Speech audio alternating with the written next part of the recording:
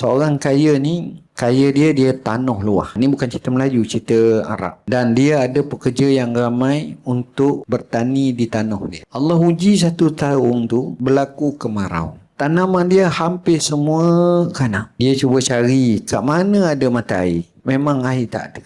Ni dah berbulan-bulan dah. Semua tanah tu merekah. Dan memang pokok hidup tak mau mati pun segang gitu je lah. Dia punya fikir akhirnya dia pergi dekat kebun dia. Dia semayang sunat. Sudah semayang sunat, dia mula istighfar pada Tuhan. Astaghfirullahalazim wa atubu ilaih. Dia sebut banyak sangat. Allah jadikan dia sebut daripada pagi sampai tengah hari. Tu dah semayang zuhur, sebut lagi sampai asar. Ada kata selepas daripada asar tu, dia doa, dia zikir, dia sebut macam tu. Tiba-tiba datang awang hujan, turun hujan dengan selebat-lebatnya.